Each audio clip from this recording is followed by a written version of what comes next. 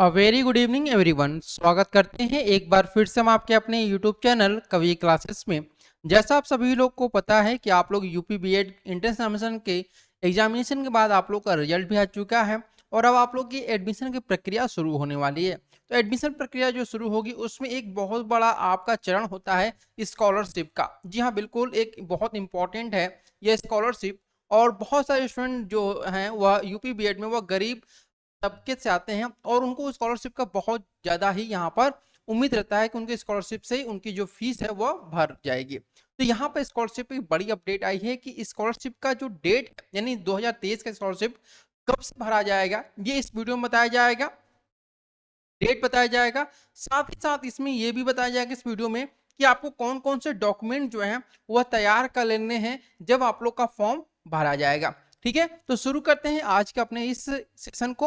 उससे पहले जो भी स्टूडेंट लगातार स्कॉलरशिप की अपडेट, यूपी बीएड से संबंधित जो भी न्यूज अपडेट है वो पाना चाहते हैं तो इस चैनल को सब्सक्राइब कर लीजिएगा।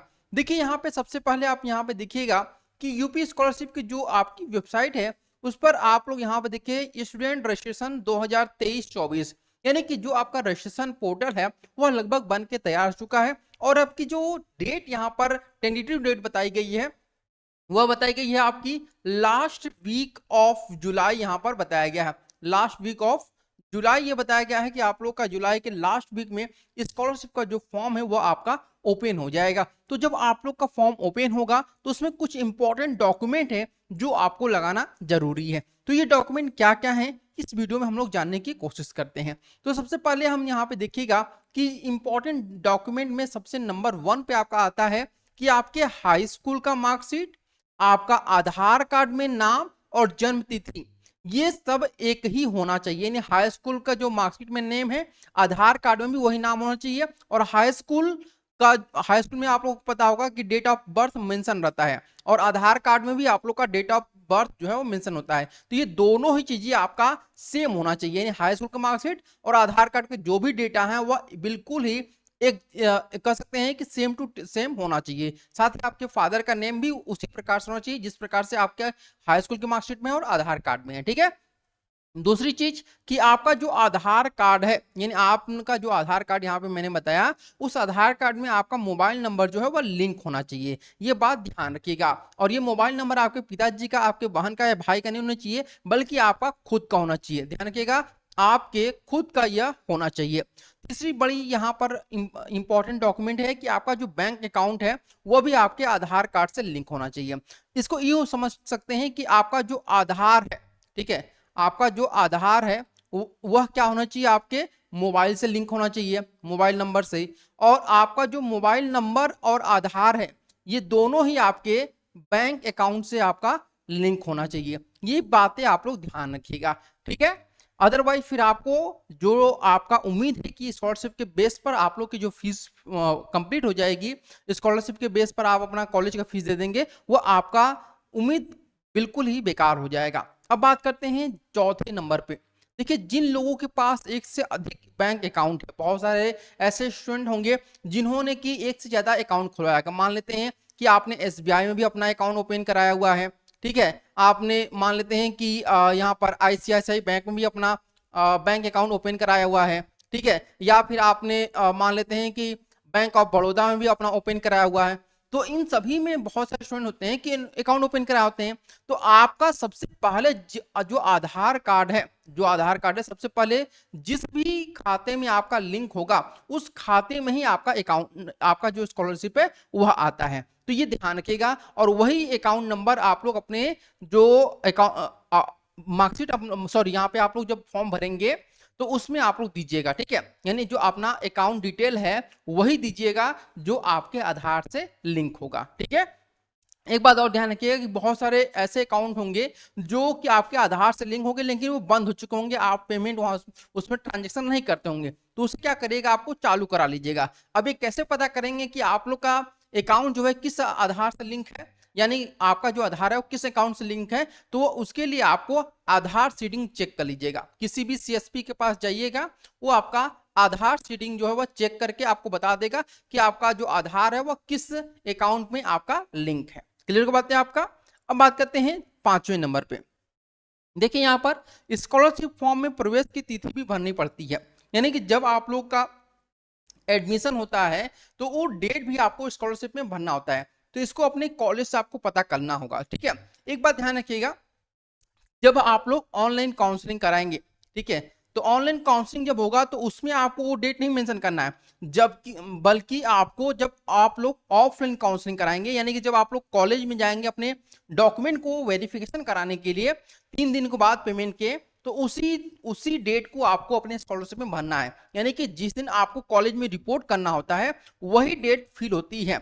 लेकिन एक बार आप क्या करिएगा, अपने कॉलेज में पता कर लीजिएगा, बहुत सारे कॉलेज वाले क्या करते हैं कि जिस दिन आप लोग रिपोर्ट करते हैं उसके 1 दिन का बाद वो चढ़ाते हैं या 2 दिन का बाद चढ़ाते हैं, तो आप लोग कॉलेज से जाकर के ये कंफर्म कर लीजिएगा, ठीक है।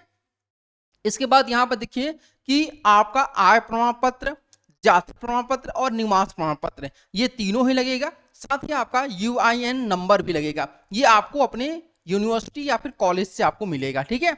एक बात ध्यान रखिएगा कि आय प्रमाण पत्र में पूरी डिटेल तो आपको अपनी रखनी है, ठीक है, यानी जो डिटेल है वो आपका स्टूडेंट का होगा, लेकिन जो आपका इनकम होगा, यानी इनकम जो होगा वो आपको अपने पिताजी का दिखाना है कि आपके पिताजी जो है वो मान लेते हैं 48,000 रुपये सालाना कमाते हैं, तो 48,000 रुपये सालाना आपको अपने जो कह सकते हैं कि आय प्रमाण पत्र है उसमें मेंशन करना होगा, और जितना कम बनवाइएगा उतना आप लोग के लिए फायदा होगा, ठीक है। अब बात करते हैं कि फॉर्म में गत वर्ष यानी पिछले वर्ष का जो विवरण है वो सही भरिएगा। जैसे अगर आप बीएड कर रहे हैं तो बीएड में आप जब करेंगे तो उसके लिए आपको यूजी का अपना डिटेल भरना होगा। किसका? यूजी का। यूजी मतलब आपका बीए का, बीकॉम का, बीएससी का, ये आपको डिटेल फिल करना होगा। तो डिटेल बिल्कुल सही भरिएगा, कितने नंबर आपने प्राप्त किया था, रोल नंबर क्या था, ये सारा डिटेल आप लोग उसमें बिल्कुल एक्यूरेट फिल करिएगा, ठीक है। अब यहाँ पे हम बात करते हैं कि जो आपका 8वें नंबर पे है कि स्कॉलरशिप के लिए इस बार जो है, इस बार यानी कि 2023 की अगर हम बात करते हैं, 2023 में एससी और एसटी जो स्टूडेंट हैं उनका 50% होना चाहिए, किसमें? ग्रेजुएशन में। यानी अगर आपका यूजी में और आप एससी एसटी से हैं तो आपके 50% होने चाहिए, ये आप ध्यान रखिएगा। क्लियर बात है आप लोग का। अब बात करते हैं जनरल ओबीसी स्टूडेंट का ग्रेजुएशन में कम से कम 55% होना चाहिए, ये बात ध्यान रखिएगा। अब यहाँ पे प्रॉब्लम उन स्टूडेंट को होगा जिनका यूजी में 50% तो नहीं है, लेकिन उन्होंने पीजी के बेस पर अपना बीएड किया हुआ है, बीएड करने की सोची है, और उनको उम्मीद है कि उनका जो स्कॉलरशिप है वो आ जाएगा। तो देखिए, अगर पीजी के बेस पर आप लोग कर रहे हैं तो भी आपका ये सारा जो डिटेल है, जैसे आप एससी एसटी हैं तो पीजी में आपके कम से कम 50% होना चाहिए, अगर आप जनरल और ओबीसी हैं तो आपके पीजी में 55% होनी चाहिए, ये बात ध्यान रखिएगा आप लोग, ठीक है।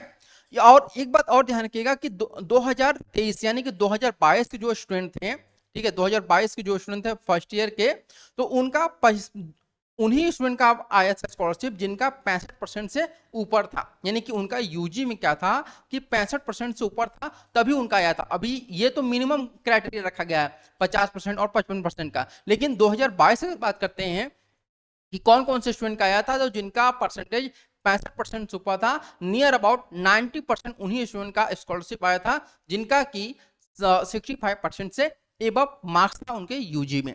इसके बाद ध्यान रखिएगा कि जो आपका आय प्रमाण पत्र होगा वह जितना कम बनवाएंगे उतना आप लोग के लिए फायदा रहेगा। कोशिश करिएगा कि आपका जो आय प्रमाण पत्र है वह आपका 48,000 सालाना बन जाए, ठीक है, या फिर आपका 12 पंजे 60,000 का यहाँ पर बन जाए। 48,000 नहीं तो कम से कम आपका 60,000 का बन जाए, ये बात ध्यान रखिएगा आप लोग, ठीक है। क्लियर की बात है यहाँ पर आप लोगों को। चलिए इसके बाद यहाँ पे ध्यान रखिएगा, ये 6 लाख हो गया, मैं 60,000 की बात कर रहा हूँ। अब बात करिएगा यहाँ पर 11 नंबर पे कि बैंक अकाउंट आपका स्वयं का होना चाहिए। बैंक अकाउंट जो है वो आप किसी का और का नहीं लगाएंगे। जैसे आप ऑनलाइन काउंसलिंग करेंगे तो उसमें ऑप्शन होता है कि आप लोग अपना जो बैंक डिटेल है वो अपने माता पिता का दे सकते हैं, ठीक है, बैंक डिटेल ऑनलाइन काउंसलिंग में। लेकिन जब आप लोग अपना स्कॉलरशिप को फॉर्म भरेंगे स्कॉलरशिप में, तब वहां पे आपको अपना स्वयं का लगाना होगा, ठीक है, स्कॉलरशिप का। तो स्कॉलरशिप में आपको किसका लगाना होगा भाई? तो आपके सेल्फ का लगाना, यानी कि जो स्टूडेंट होगा उसी का अकाउंट नंबर लगेगा, उसी का सारा डिटेल दिया जाएगा। अब 12 नंबर पे हम बात करते हैं कि इस बार जो है यानी कि 2023 से अगर हम बात करते हैं तो यूपी गवर्नमेंट ने बोल दिया है कि आपके पिताजी का भी पैन कार्ड लगेगा, तो आप अपने पिताजी का जो पैन कार्ड है उसे भी आप लोग तैयार कर लीजिएगा। 13 नंबर पर अगर हम बात करते हैं कि जनरल की जो स्कॉलरशिप आती है वो बिल्कुल ना के बराबर होती है, लेकिन फिर भी आप लोग जो स्कॉलरशिप के फॉर्म है उसे फिल कर दीजिएगा, हो सकता है आपका स्कॉलरशिप भी आ जाए। अब आते हैं 14 नंबर पे कि ओबीसी की जो आपकी स्कॉलरशिप होती है वो प्रत्येक वर्ष 30 से लेके 33,000 रुपए प्रति वर्ष आपकी जो कर सकते हैं कि स्कॉलरशिप है वो आ जाती है। ये हम बात करते हैं किसके, प्राइवेट की बात कर रहे हैं, ये बात ध्यान रखिएगा। ये 30 से 33,000 जो प्रति वर्ष आता है वो प्राइवेट के आता है, क्योंकि एडेड और जो आपके गवर्नमेंट होते हैं कॉलेज उनकी फीस कम होती है तो उनकी स्कॉलरशिप भी कम ही आती है। अब बात करते हैं एससी या एसटी की। अगर आप एससी एसटी हैं तो आपकी जो स्कॉलरशिप है वो पूरा 100% आपका स्कॉलरशिप आ जाता है। साथ ही एससी एसटी का जो फी रीइंबर्समेंट होता है वह भी हो जाता है। तो एससी एसटी का बहुत फायदा होता है, ये ध्यान रखिएगा। आप चाहे गवर्नमेंट से करिए या फिर आप यहाँ पर प्राइवेट कॉलेज से करिए। 16 नंबर पे अगर हम बात करते हैं तो स्कॉलरशिप जो बेस्ड एडमिशन होता है वह 2020 से ही बंद हो चुका है। तो जो भी स्टूडेंट यहाँ पर सोच रहे हैं कि हम स्कॉलरशिप बेस्ड पर अपना एडमिशन करा लें, तो आप मत सोचिएगा। अगर कोई आपको बोल रहा है कि हम स्कॉलरशिप बेस्ड आपका एडमिशन करा देंगे तो वो बिल्कुल फेक है, उस पर विश्वास मत करिएगा। स्कॉलरशिप पर जो बेस्ड एडमिशन है वो आपका क्लोज हो चुका है। और लास्ट में एक बात ध्यान रखिएगा, स्कॉलरशिप को जब फॉर्म आप लोग भरेंगे तो आप कोशिश करिएगा खुद से भरने का। अगर आप यहाँ पर मान लेते हैं आप किसी कैफे में गए और उस कैफे वाले ने कोई गलती कर दिया, तो आप उस कैफे की एक गलती की वजह से आपका जो पूरा स्कॉलरशिप है वो फंस जाएगा। तो फिर आप यहाँ पर पछताने के अलावा कुछ नहीं कर पाएंगे। और जो आपका कैफे वाला है केवल एक शब्द बोलेगा आपसे कि सॉरी भैया, बस यही आपका सॉरी शब्द बोलेगा वो, और आपकी जो 30 से 35,000 की आपकी जो स्कॉलरशिप है वो पूरी तरह से आप लोग क्या कर सकते हैं, अपने हाथ से धो लेंगे। तो उम्मीद करते हैं कि ये जितने भी डॉक्यूमेंट आपको बताया गया है वो आप लोग के लिए बहुत इंपॉर्टेंट होंगे। तो आज के लिए इतना ही। अगर इसके संबंध कोई भी आप लोग को जानकारी चाहिए तो आप कमेंट कर दीजिएगा, मैं कोशिश करूंगा उन कमेंट का जवाब देने का। Thank you so much for watching this video.